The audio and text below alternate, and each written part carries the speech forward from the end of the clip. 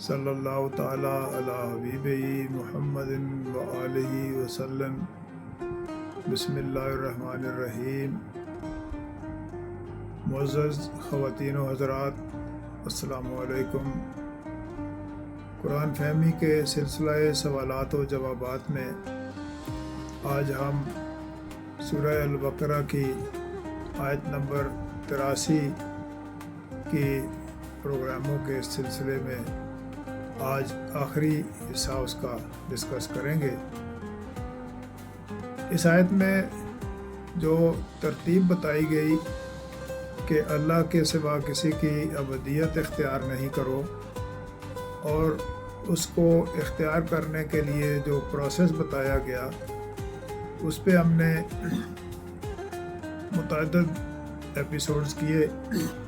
پہلے مرحلے میں لا تعبدون الا اللہ، دوسرے پروگرام میں اس کی تفصیل بالوالدین احسانہ، اس کے بعد وذی القربیٰ، اس کے بعد والیتامہ، پھر والمساکین،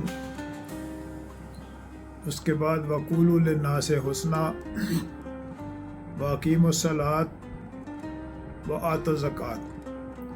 یہ 7 اسٹیپس بتائے گئے اللہ کی عبودیت کو اختیار کرنے کے لیے، اور یہ 7 کے 7 سبجیکٹ ہمیں اپنی پسند اور موجود علم سے نکل کے تعمیل حکم میں داخلے کی طرف رغبت دلاتے ہیں۔ آخری حصے میں کہا گیا ثم تولیتم الا قلیلا منکم، پھر تم سب پھر گئے سوائے تم میں سے قلیل تعداد کے، وانتم معرضون، اور تم تو ہو ہی اعراض کرنے والے۔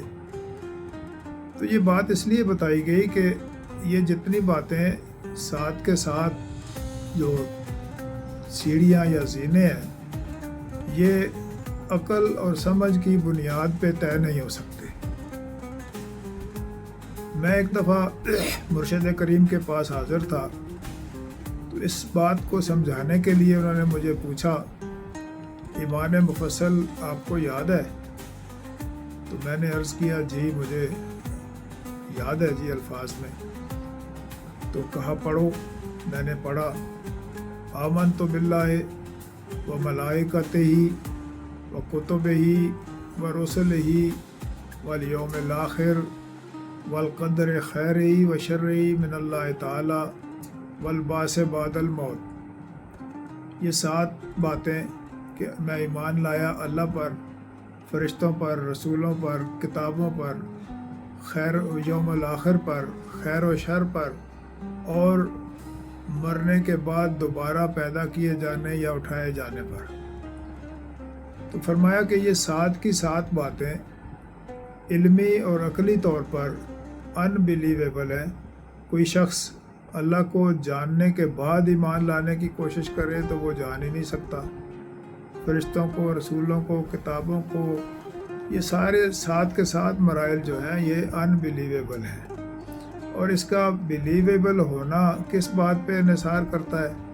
جن لوگوں نے حضور علیہ الصلوۃ والسلام کی ذات اقدس کو اپنے سمجھ، عقل اور اپنے ہر چیز سے عزیز جان سمجھا، صداقت اور امانت کو تسلیم کیا، تو انہوں نے حضور کو مانتے ہوئے یہ انبلیویبل باتیں مانی، تو ان کے ناموں کے ساتھ رضی اللہ عنہ لگا۔ اور اسی معاشرے کے وہ لوگ جو اس سارے پیغام کو جاننے کی کوشش میں لگے رہے، اور کیوں اور کیسے کے اس میں تھے، تو کوئی ابو جہل ٹھہرا، کوئی ابو لہب ٹھہرا۔ بابا جی حضور نے جو بات بتائی وہ یہ تھی کہ بھائی جب تک آپ کو نصیحت کرنے والے سے محبت نہیں ہوتی، آپ نصیحت قبول نہیں کر سکتے۔ محبت ایک ایسا پہلو ہے جو عقل اور سمجھ کی کاٹ رکھتا ہے۔ عقل کو جو کاٹ ہے وہ محبت کے درجے میں ہوتی ہے۔ میں نے کئی دفعہ اپنی سیشنز میں اپنے بھائی بہنوں سے اور بچوں سے یہ بات کی کہ بابا جی حضور نے ہمیں اس اینگل سے بھی بات سمجھائی تھی کہ بھائی فرمایا کہ اگر میں آپ سے کوئی بات کہوں اور بات آپ کو سمجھ آ جائے تو پھر آپ کیا کریں گے؟ تو ہم نے عرض کیا جی ہم عمل کر لیں گے۔ پھر انہوں نے پوچھا اچھا اگر بات سمجھ نہ آئے تو کیا کرو گے؟ تو ہم نے کہا جی ہم سمجھنے کی پھر سے کوشش کریں گے۔ تھوڑا سا وقفہ ہوا، پھر کہنے لگے اچھا پھر بھی سمجھ نہ آئے تو کیا ہوگا؟ تو ہم نے کہا جی ہم پھر سے پوچھ لیں گے۔ تو انہوں نے موضوع ہی بدل دیا۔ تھوڑی دیر کے بعد کسی کو یاد آیا، کہا حضور وہ جو بات چل رہی تھی وہ مکمل نہیں ہوئی۔ تو انہوں نے فرمایا بھائی وہ تو مکمل تو ہو گئی تھی، یہی دیکھنا ہوتا ہے کہ کون اپنی سمجھ کو مانتا ہے اور کون اپنے مرشد کو مانتا ہے۔ اب جب تک سمجھ کو بیچ میں رکھا جائے گا تو ہم حقیقت کو تسلیم نہیں کر سکتے۔ تو جو بات ہمیں سمجھ آ جائے اور ہم مان لیں تو وہ تو ہم نے اپنی سمجھ کو مانا، اور جو ہمیں سمجھ نہ آئے اور استاد مرشد یا حضور علیہ السلام کی محبت اور عقیدت میں جو سمجھ نہیں آئی، پھر وہ مرشد کے سسٹم کو حق جانتے ہوئے اس کو من و تسلیم کر لینا جو ہے یہ ایمان کی تکمیل ہوتی ہے۔ تو یہاں جتنی باتیں یہ ساتھ کی ساتھ باتیں بتائی گئیں، یہ بھی عملاً بہت مشکل کام ہے کہ بندہ اپنی ساری پسند اور سارے معاملات کو پس پشت ڈالے اور حکم کی تعمیل میں والدین کے ساتھ اس نے سلوک کرے، اقربا کے ساتھ کرے، یتامہ کے ساتھ کرے، مساکین کے ساتھ کرے، اور اسی طرح لوگوں کے ساتھ اچھی بات کرے، قولوا للناس حسنا، پھر اقیم الصلاۃ وآتوا الزکوٰۃ۔ تو یہ ساتھ کی ساتھ باتیں کہا گیا کہ ثم تولیتم الا قلیلا منکم، تم تو پھر جانے والے ہو سوائے چند ایک لوگوں کے، وانتم معرضون، اور تم تو ہو ہی اعراض کرنے والے۔ تو یہ جو اعراض ہے یہ عقل کی بنیاد پہ، سمجھ کی بنیاد پہ ہے، اور یہ سمجھ کا جو چوکیدار ہمارے ساتھ لگا دیا گیا ہے، اگر ہم اس کی پیروی میں چل پڑیں گے تو پھر ہم حقیقت آشنا نہیں ہو سکتے۔ اور قرآن نے بار بار جہاں عقل سے کام لینے کی بات کی گئی، افلا تعقلون اور اس طرح کی باتیں تھیں، تو وہ اس سے مطلب عقل سے کام لینا ہے، عقل کی پیروی کرنا نہیں ہے۔ تو میرے مرشد نے مجھ پر یہ کرم فرمایا کہ بھائی عقل سے کام لینا اور ہے اور عقل کی پیروی کرنا ایک دوسرا معاملہ ہے۔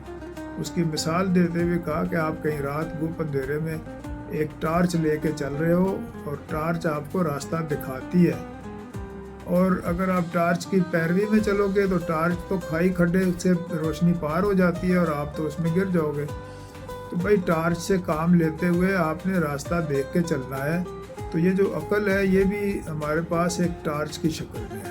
اگر عقل سلیمہ بن جائے، تسلیم والی ہو جائے، تو پھر ہمیں یہ راستہ دکھاتی ہے، اور اگر ہم اس کی پیروی میں چلنے لگیں اور اس کی بات ماننے لگیں تو اس کو تو دیوار کی پرلی طرف بھی کچھ نظر نہیں آتا، اور اللہ اور یہ جتنی ایمان مفصل کی باتیں یہ بھی اس کی تسلیم و رضا میں نہیں داخل ہو سکتی۔ تو اسی بات کو کہا گیا ثم تولیتم الا قلیلا منکم، تم تو پھر جاؤ گے سوائے قلیل لوگوں کے، وانتم معرضون، اور تم ہو ہی اعراض کرنے والے۔ تو ہمیں دیکھنا یہ ہے کہ ہمیں قرآن سے استفادہ کرتے ہوئے حضور علیہ السلام کے ساتھ اپنی سمجھ ان کے قدموں پہ نچھاور کرنی ہے، اور اپنی سمجھ کو صاحب قرآن کے حوالے کرنا ہے، تاکہ قرآن کا وہ مفہوم جو اندر کی باتیں ہیں وہ ہم تک پہنچ سکیں۔ تو سورہ البقرہ کی آیت نمبر 83 بہت ڈیٹیل میں ہم نے ڈسکس بھی کی، اور اس کے اندر بہت بڑا پیغام بھی ہے، اور آخری بات بہت زیادہ غور طلب ہے، ثم تولیتم الا قلیلا منکم، سوائے قلیل لوگوں کے باقی سارے پھر جانے والے ہو، وانتم معرضون، اور تم تو ہو ہی اعراض کرنے والے، کیونکہ عقل اور سمجھ کے ساتھ یہاں زمینی زندگی خیال کے تابع ہے، اور خیال عقل میں سمجھ میں پیدا ہوتا ہے، اور سمجھ کی پیروی یہ ہے کہ یہ چوکیدار جب تک کہتا ہے پہلے مجھے سمجھاؤ گے تو آگے چلو گے، اگر مجھے نہیں سمجھ آؤ گے تو میں آگے نہیں چلنے دوں گا۔ تو ہمیں عقل کو عقل سلیمہ میں کنورٹ کرنا ہے، اور اپنی عقل کو اپنے پیر و مرشد کے سامنے سرنڈر کرتے ہوئے حضور علیہ السلام کی محبت میں داخلے کی درخواست پیش کرنی ہے۔ اللہ تعالیٰ ہمیں حضور کے ساتھ منسلک فرما دیں، اور اللہ کی ابدیت کا جو پہلو بتایا گیا ہے تو وہ ہمیں کیسے حاصل ہوگا۔ اللہ نے اپنے رسول نبی کریم علیہ السلام کو जो मकाम और मर्तबा कुरान ने बयान किया वो अब्द व रसूल का कहा। तो अब्दियत के सारे मामलात हुज़ूर अलैहिस्सलातु वस्सलाम के यानी अब्द व रसूल के साथ अटैचमेंट की सूरत में मिलते हैं, और ये अटैचमेंट हमें अक़ल को सरेंडर करने से मिलेगी। मन मानी से परहेज़ करेंगे, अल्लाह की अब्दियत में दाखिल होंगे। अल्लाह ताला हमारे लिए आसानियाँ अता फरमाए और हमें अक़ल से काम लेने का जो सलीका है वो अता कर दें। अगर ये नहीं मिलेगा तो फिर हम अक़ल की पैरवी में जब भी जाएंगे तो फिर हमें एहराज़ करने वालों में शामिल होना पड़ेगा। अल्लाह ताला बहुत सारी आसानियाँ अता फरमाए हम सबको। वमा अलैना इल्लल बलागुल मुबीन। सदक़ल्लाहुल अज़ीम।